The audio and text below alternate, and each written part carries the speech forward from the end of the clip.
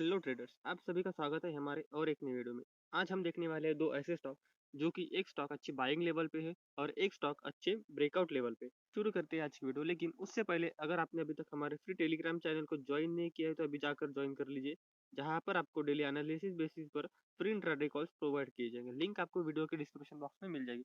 तो चलिए शुरू करते हैं आज की वीडियो। यहाँ पर आपको दिख रहा होगा कि दिसंबर मंथ से अंबा एंटरप्राइजेस एक ही रेंज में घूमे जा रहा था। करीबन दिसंबर मंथ से ये स्टॉक एक रेंज क्रिएट कर रहा था, ऊपर नीचे। यहाँ पर एक बार रेजिस्टेंस फेस किया, फिर डाउन आया, फिर एक बार थोड़ा सा अप जाने की कोशिश की, फिर डाउन आया, फिर यहाँ पर एक थोड़ा सा अपसाइड मूवमेंट देखने को मिला था, लेकिन 150 के आसपास से कहीं ना कहीं ये रेजिस्टेंस फेस कर रहा था। तो यहाँ पर एक पिछले कई 4-5 दिनों में हमें एक स्ट्रॉन्ग बाइंग देखने को मिली थी। यहाँ पर हमें अच्छी खासी बाइंग देखने को मिली थी, जो कि अच्छे स्ट्रॉन्ग वॉल्यूम के साथ थी, और बाइंग भी करीबन 30-35% की हमें 4 दिन में बाइंग देखने को मिली थी।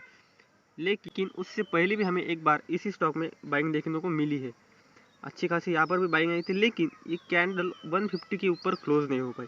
जैसे ऊपर के वहाँ से रिजेक्शन फेस किया और नीचे आ गई, और फिर एक ही रेंज में घूमती चलेगी। लेकिन अभी इस बार क्या हुआ है कि इसी 150 के ऊपर एक नहीं बल्कि 2 कैंडल ग्रीन कैंडल क्लोज हो गई है। तो अगर हम इसी स्टॉक को वीकली टाइम फ्रेम में देखें तो यहाँ पर आपको दिख रहा होगा कि स्टॉक कहीं ना कहीं अच्छे बुलिश कैंडल के साथ क्लोज हुआ है, और यहाँ पर आपको वॉल्यूम भी दिख रहा होगा। यहाँ पर वॉल्यूम देखिए तो वॉल्यूम भी अच्छा खासा इंक्रीज हुआ है, और कैंडल भी अच्छी खासी ग्रीन क्लोज हो गई, वीकली कैंडल।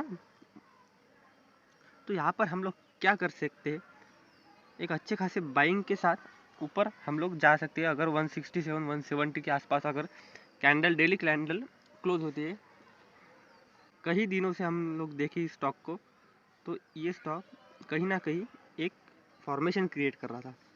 यहाँ से 160 पर से एक अच्छा खासा हमें इसमें फॉल देखने को मिला था, और यहीं पर से थोड़ा सा अप आया, फिर 100 पर से रेजिस्टेंस फेस करके फिर डाउन आया, फिर अब 170 के आसपास में एक रेजिस्टेंस फेस किया, फिर डाउन आया, 120 पे सपोर्ट लिया, और फिर अब हम 120 पर सपोर्ट लिया, और यहाँ पर क्या कर रहा है, एक अच्छी खासी वीकली ग्रीन कैंडल क्लोज करके ऊपर जाने की कोशिश कर रहा है। यहाँ पर आपको दिख रहा होगा, और ध्यान से देखोगे तो यहाँ पर एक cup and handle formation create हो रहा है, कप एंड हैंडल फॉर्मेशन। अगर इस लेवल का 170 के आसपास अगर ये कैंडल क्लोज होती है, ग्रीन कैंडल क्लोज होती है 170 के ऊपर, तो हम लोग क्या कर सकते हैं, इसमें यहाँ पर हम लोग बाइंग कर सकते हैं। 170 के ऊपर अगर कैंडल क्लोज होती है ग्रीन, हमारा फर्स्ट टारगेट रहेगा 180, सेकंड टारगेट रहेगा 190, एंड थर्ड टारगेट रहेगा 200। और एसएल आप लोग रख सकते हैं 160 के आसपास में हम एसएल रख सकते हैं। ओके, ये हो गया हमारा फर्स्ट स्टॉक। तो यहाँ पर हमारा दूसरा स्टॉक है विप्रो। अब यहाँ पर आप लोग देखोगे ध्यान से, तो यहाँ पर हमें स्टार्टिंग में अच्छी खासी स्टॉक में बाइंग देखने को मिली थी, अच्छी खासी एक निचली लेवल पर से हमें बाइंग देखने को मिली थी, लेकिन कहीं ना कहीं 550 के आसपास, 545 के आसपास यहाँ पे एक रेजिस्टेंस फेस किया था, जहाँ से स्टॉक में एक अच्छा खासा हमें डाउन साइड मोमेंटम देखने को मिला था। अगर आप इसमें फिब लेवल ड्रॉ करोगे तो वहाँ पर आपको दिखेगा कि स्टॉक रेजिस्टेंस कहाँ पर फेस किया था। यहाँ पर हम लोग फिबोनाची का यूज़ करेंगे। एक अच्छा खासा बाइंग के बाद एक सेल ऑफ जो देखने को हमें मिला था, वो कहाँ पर आके रुका है, एक सपोर्ट के पास, जो कि 0.61% का एक अच्छा खासा स्ट्रॉन्ग सपोर्ट माना जाता है। यहाँ से स्टॉक क्या हो सकता है, हमें अच्छी खासी बाइंग यहाँ पर हमें इसी स्टॉक में देखने को मिल सकती है। 0.61% ये लेवल क्या होती है, एक अच्छे स्ट्रॉन्ग सपोर्ट लेवल की लेवल मानी जाती है, और 0.50% ये भी एक अच्छे स्ट्रॉन्ग सपोर्ट की लेवल मानी जाती है। तो यहाँ पर क्या हो रहा है, स्टॉक कहाँ से गिरा, एक रेजिस्टेंस फेस किया, यहाँ से डाउन आया, और एग्जैक्टली सपोर्ट कहाँ पर लिया, 0.61% के लेवल के पास में। यहाँ पर एक अच्छी खासी डेली कैंडल भी क्लोज हो चुकी है ग्रीन में, हमें यहाँ पर ग्रीन कैंडल भी क्लोजिंग देखने को मिल रही है। तो हम लोग यहाँ पर क्या कर सकते हैं, अगर अगले 1-2 सेशन में डेली कैंडल इसके ऊपर क्लोज हो जाती है, किस लेवल के ऊपर, अगर डेली कैंडल 460 के ऊपर क्लोज हो जाती है तो हम यहाँ पर अच्छा खासा अपसाइड मूवमेंट देखने को मिल सकता है।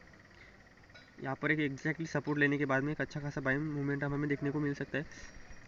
यहाँ पर वीकली टाइम फ्रेम ओपन है। यहाँ पर आप देखोगे तो पिछले कई दिनों में यही स्टॉक यहाँ पर क्या कर रहा था, एक रेजिस्टेंस फेस कर रहा था जो कि 445 पे इसके नीचे लेवल पे ट्रेड कर रहा था। 45 पे एक रेजिस्टेंस फेस किया, फिर डाउन आया, ऊपर गया, फिर डाउन आया। यहाँ पर एक बार और रेजिस्टेंस फेस किया, फिर डाउन आया। यहाँ पर फॉर्मेशन क्रिएट करने के बाद, रेंज क्रिएट करने के बाद यहाँ पर एक ब्रेकआउट आया था जो कि अच्छा खासा सपोर्ट लेने के बाद में एक अच्छा खासा अपसाइड मूवमेंट हमें देखने को मिला था। एक अच्छे खासे बाइंग के बाद क्या होता है, स्टॉक कहीं ना कहीं एक बार सपोर्ट लेने के लिए डाउन आता ही आता है। तो यहाँ पर वही हो रहा है, स्टॉक क्या कर रहा है, यहाँ से ब्रेकआउट आने के बाद, रेजिस्टेंस फेस करने के बाद एक एग्जैक्टली उसी लेवल पे सपोर्ट लेने को आ चुका है। यहाँ पर अगर सपोर्ट लेता है 460 के ऊपर, अगर हमें नेक्स्ट कुछ सेशन में क्लोजिंग देखने को मिलती है तो हम यहाँ पर बाइंग के साथ जा सकते हैं। तो हमारे इसमें टारगेट रहेंगे, फर्स्ट टारगेट रहेगा 490, सेकंड टारगेट रहेगा 520 एंड थर्ड टारगेट रहेगा जो कि जहाँ पर रेजिस्टेंस फेस किया वो हमारा थर्ड टारगेट रहेगा 545।